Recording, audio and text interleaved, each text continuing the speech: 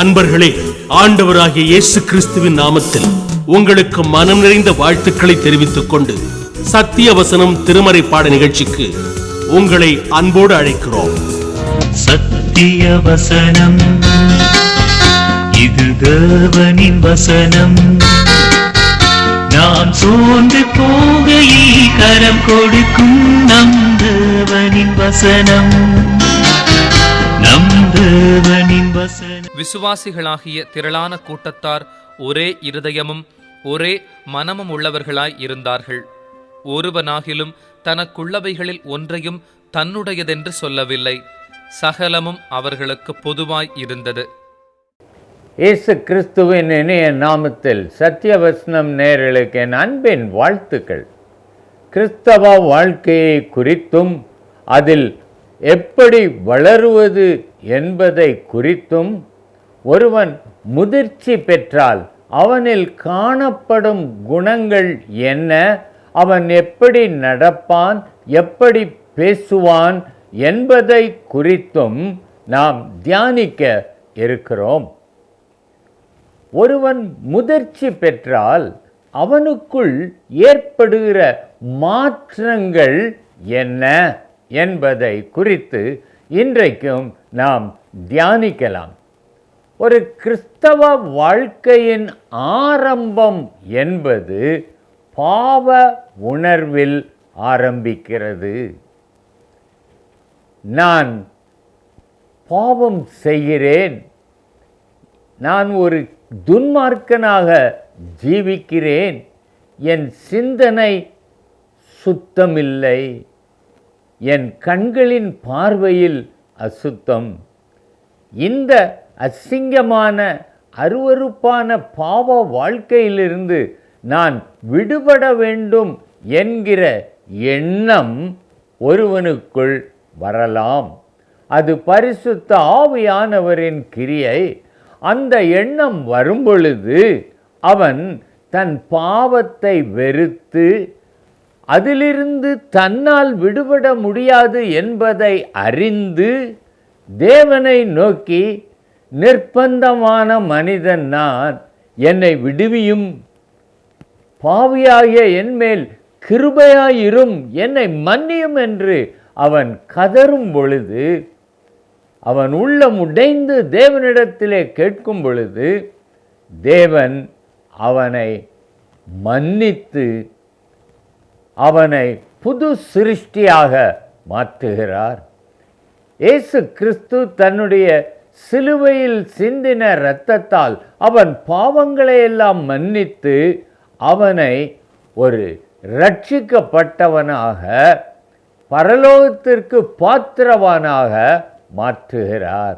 அன்றுதான் ஒரு கிறிஸ்தவ வாழ்க்கை அவனுக்குள் ஆரம்பிக்கிறது.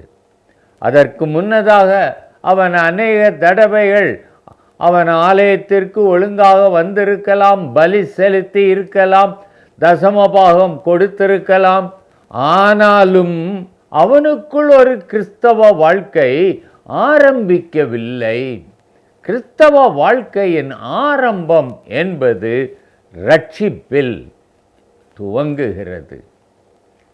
இந்த ரட்சிக்கப்பட்டவர்கள் எப்படி இருப்பார்கள் என்றால், அவர்கள் தனியாக இருக்க மாட்டார்கள்.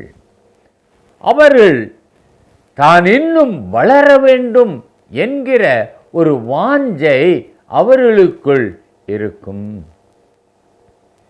அந்த வாஞ்சையினால் அவர்கள் இன்னும் தங்களுக்கு ஒரு போதனை வேண்டும், நான் இன்னும் நடக்க வேண்டிய வழியை எனக்கு காட்ட ஒரு மேய்ப்பன் வேண்டும் என்று சொல்லி அவர்கள் ஒரு சபையிலே சேருவார்கள். மற்றவர்களோடு, மற்ற விசுவாசிகளோடு ஒரு ஐக்கியம் கொண்டு தேவனை உத்தமமாய் பின்பற்ற ஆரம்பிப்பார்கள். அப்படி அவர்கள் இருக்கும்போது அவர்களுக்குள் காணப்படுகிற ஒரு சில மாற்றங்களை நாம் பார்க்கலாம். இந்த அப்போஸ்தலர் 4 அதிகாரம் 31, 32 வசனங்களை நான் வாசிக்கிறேன். அவர்கள் ஜெபம் பண்ணின போது, ஒரு விசுவாசி அவன் வாழ்க்கையில் முதிர்ச்சி அடைய வேண்டும் என்றால் அவன் ஜெபம் பண்ண வேண்டும். இயேசு கிறிஸ்துவின் சீஷர்கள் அவரிடத்தில் வந்து எங்களுக்கு ஜெபம் பண்ண கற்றுத்தாரும் என்று கேட்டார்கள். இயேசுவும் அவர்களுக்கு ஜெபம் பண்ண சொல்லிக் கொடுத்தார். அவர் அநேக நேரங்களில் அவர் தம்மை நோக்கி கூப்பிடும்படி ஜனங்களுக்கு அறிவுரை கொடுத்திருக்கிறார். ஆபத்து காலத்தில் என்னை நோக்கி கூப்பிடு. ஆண்டவர் சொல்லுகிறார், என்னை நோக்கி கூப்பிடு, என்னிடத்தில் ஜெபம் பண்ணு என்று. நான் கிறிஸ்தவ வாழ்க்கையில் வளர வேண்டும் என்றால் ஜெபம் மிகவும் அவசியம். ஜெபம் என்றால் தேவனோடு உள்ள உறவு. அவரிடத்திலே நான் பேசி அவர் பேசுவதை கேட்பதற்காக நான் காத்திருப்பதும் ஜெபமே. நான் பேசுவது மட்டுமல்ல, நான் அவருடைய சமூகத்தில் இருந்து ஆண்டவரே என்னோடு பேசும் என்று சொல்லி அவருடைய ஆலோசனைகளுக்காக காத்திருப்பதும் அதுவும் ஜெபம். முதிர்ச்சி அடையும் முன்னதாக நாம் என்ன செய்கிறோம்? முழங்கால் படியிடுகிறோம். ஆண்டவரே உமக்கு நன்றி, என் வாழ்க்கையில் நீர் செய்த எல்லா நன்மைகளுக்காகவும் நன்றி என்று நாம் நம்முடைய தேவைகளையும் நம்முடைய ஆசைகளையும் அவரிடத்திலே சொல்லி இயேசுவே எனக்கு உதவும் என்று கேட்டு ஜெபத்தை முடித்து விடுவோம். ஆனால் ஒருவனுக்குள்ளாக அந்த கிறிஸ்தவ வாழ்க்கை வளர்ந்து முதிர்ச்சி பெறும் பொழுது அவனுக்கு ஒன்று நன்றாக தெரியும். நான் கேட்கும் முன்னதாகவே என்னுடைய தேவைகளை தேவன் அறிந்திருக்கிறார். நான் அவரிடத்தில் சொல்லித்தான் அவருக்கு என் கஷ்டம் தெரிய வேண்டும் என்பது கிடையாது. ஆகவே இந்த கஷ்டத்திலிருந்து விடுபட தேவன் எனக்கு என்ன வழி சொல்லுகிறார் என்று கேட்பதற்காக நான் அவருடைய சமூகத்திலே வந்து என்னை தாழ்த்தி, தேவனே எனக்கு இரங்கும், எனக்கு இந்த பிரச்சனைக்கு ஒரு வழியை காட்டும் என்று சொல்லி அவர் பேசுவதற்கும் அவர் ஒரு வழியை காட்டுவதற்கும் நான் காத்திருப்பேன். அதுதான் கிறிஸ்தவ வாழ்க்கையிலே முதிர்ச்சி அடைவதற்கான ஒரு அடையாளம். நான் பேசுவதை விட தேவன் பேசுவதை கேட்க எனக்கு அதிக வாஞ்சையாய் இருக்கும். ஆகவேதான் நான் அவருடைய வசனத்தில் தேவன் என்னோடு பேசுகிறார் என்று சொல்லி அவர் பேசுவதை கேட்பதற்காக இரவும் பகலும் அவருடைய வேதத்திலே தியானமாய் இருக்கிறேன். அதுதான் முதிர்ச்சி. ஆசீர்வாத வசனம் எங்கே இருக்கிறது என்று கேலண்டரிலோ வீட்டில் மாட்டி இருக்கிற வசன அட்டைகளிலோ தேடுவது முதிர்ச்சி அல்ல. தேவன் நான் என்ன செய்ய விரும்புகிறார், என்னிடத்தில் உள்ள தவறு என்ன எனக்கு சுட்டி காட்டும்படி நான் அந்த வேதத்தை வாசிப்பேன் என்றால் நான் முதிர்ச்சியுள்ள ஒரு கிறிஸ்தவன். ஜெபத்தில் தேவன் சொல்லுவதற்கு காத்திருக்க வேண்டும். வேதத்திலும் வாழ்க்கையின் வழியை தேவன் என்ன விதத்தில் காட்டுகிறார் அதை நான் அப்படியே பின்பற்றுவேன் என்று தீர்மானித்து கர்த்தருடைய புஸ்தகத்தில் தேடி வாசிப்பது முதிர்ச்சி. எனும் இந்த அப்போஸ்தலர் 4ஆம் அதிகாரம் 31ஆம் வசனத்தில் பரிசுத்த ஆவியினால் நிரப்பப்பட்டு, நமக்குள் ரட்சிக்கப்படும் பொழுது ஆவியானவர் வருகிறார், அவர் பேச ஆரம்பிப்பார். யோவான் 16:8 போல பாவத்தை குறித்தும் நீதியை குறித்தும் நியாய தீர்ப்பை குறித்தும் உலகத்தை கண்டித்து உணர்த்துவார். விசுவாசியை உணர்த்துவார். நீ தவறான பாதையில் போகிறாய், நீ தவறானதை காரியத்தை செய்கிறாய். நிரப்பப்படுவது என்பது என் வாழ்க்கையை அப்படியே ஆவியானவரின் வழி நடத்துதலுக்கு ஒப்பு கொடுப்பது. அந்த மாதிரி ஆவியானவரே நீர் நடத்தும், நான் போக வேண்டிய இடத்திற்கு என்னை அழைத்து செல்லும் என்று கலாத்தியர் 5:16 பவுல் சொல்லுகிறான். பின்னும் நான் சொல்லுகிறது என்னவென்றால், ஆவிக்கேற்றபடி நடந்து கொள்ளுங்கள், அப்பொழுது மாம்ச இச்சையை நிறைவேற்றாதிருப்பீர்கள். நான் என் சொந்த ஆசை விருப்பங்களின்படி நடந்தா மாம்ச இச்சைகளுக்கு இடம் கொடுத்து விடுவேன். ஆனால் ஆவியானவர் காட்டும் வழியிலே நான் நடப்பேன் என்றால் மாம்ச இச்சையை நான் பின்பற்ற மாட்டேன். ஜெபத்திலே ஒரு முதிர்ச்சி இருக்கும். தேவன் பேசுவதை ஆசையாய் கேட்பேன். வேதத்திலே தேவன் காண்பிக்கும் வழியையும் பரிசுத்தமாகும் வழியையும் ஆசையாய் வாசித்து அதை அப்படியே கடைப்பிடிப்பேன். பரிசுத்த ஆவியானவர் போதிக்கிற வழியிலே அவருக்கு முற்றிலும் நான் சரணடைந்து அவரே என் வாழ்க்கையை நடத்த என்னை ஒப்பு கொடுப்பேன். பவுல் அதைத்தான் சொல்லுகிறான் ரோமர் 8:14. மேலும் எவர்கள் தேவனுடைய ஆவியினால் நடத்தப்படுகிறார்களோ அவர்கள் தேவனுடைய பிள்ளைகளாய் இருக்கிறார்கள். அதுதான் முதிர்ச்சி. பாவியாகிய நான் தேவனுடைய பிள்ளையாக மாறுவது, அதுதான் முதிர்ச்சி. ஆகவே ஜெபத்தில் முதிர்ச்சி வேண்டும், வேத வாசிப்பில் முதிர்ச்சி வேண்டும், பரிசுத்த ஆவியானவருக்கு கீழ்ப்படிவதில் முதிர்ச்சி வேண்டும். இன்னும் பாருங்கள், 31 தேவ வசனத்தை தைரியமாய் சொன்னார்கள். மற்றவங்களுக்கு தேவனுடைய வசனங்களை தைரியமாய் சொல்லுவது முதிர்ச்சி.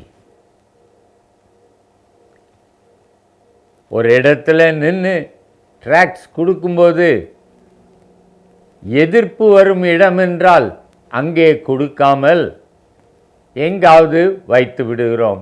சில வேளைகளில் ட்ரெயினில் ஆளே இல்லாத நேரத்தில் சீட்டில் வச்சுட்டு போயிடுறோம்.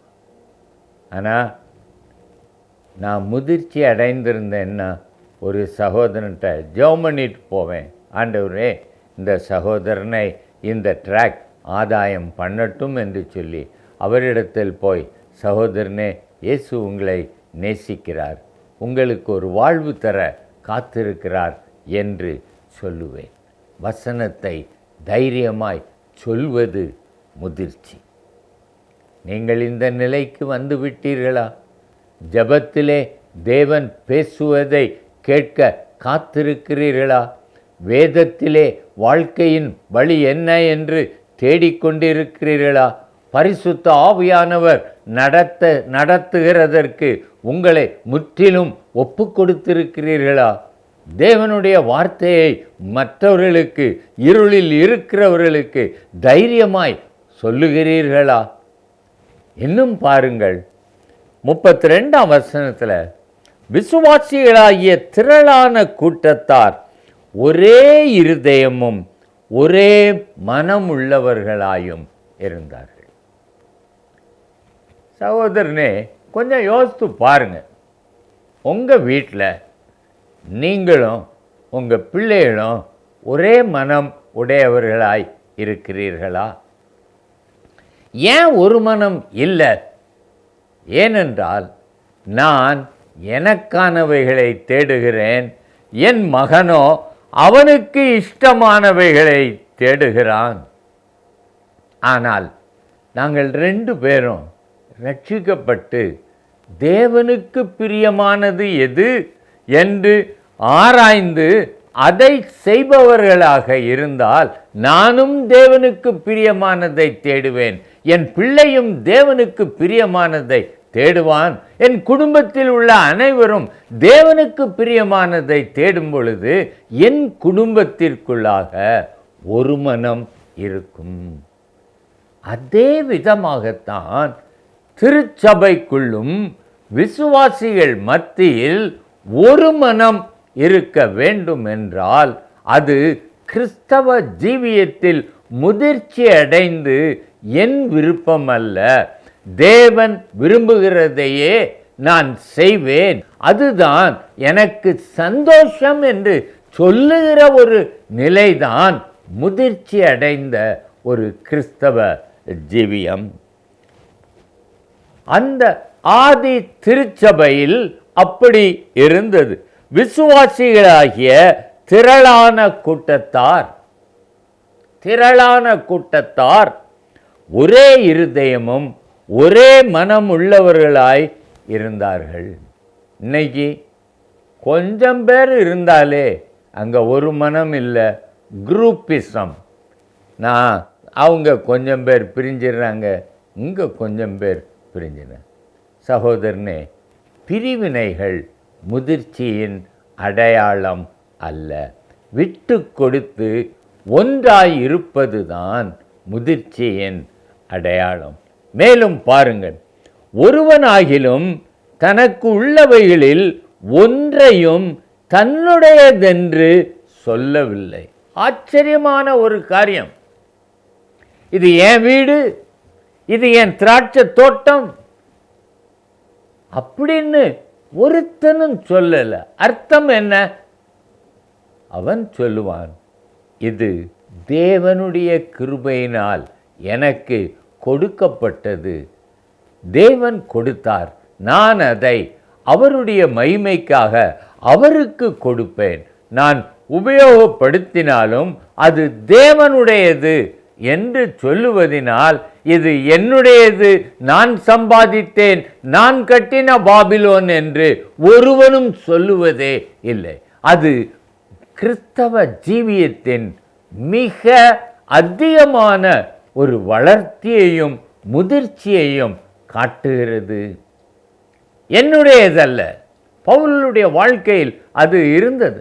கிறிஸ்துவுடனே கூட சிலுவையில் அறையப்பட்டேன், ஆகிலும் பிழைத்திருக்கிறேன், நான் அல்ல, கிறிஸ்துவே.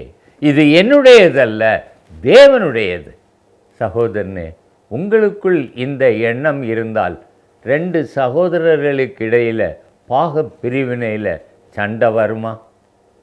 இல்லை, கணவன் மனைவி இருக்கிற குடும்பத்தில் வரதட்சணைக்காக நகைக்காக இருவரும் சண்டை போட்டு பிரிவார்களா? கொஞ்சம் யோசித்து பாருங்கள். கிறிஸ்தவ வாழ்க்கையில் முதிர்ச்சி அடையுங்கள்.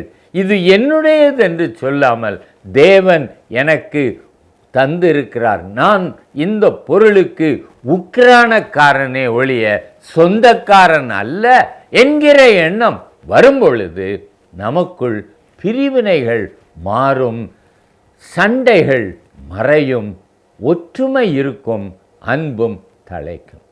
இந்த முதிர்ச்சியை நீங்கள் நாடுவீர்களா? ஜெபிக்கலாம்.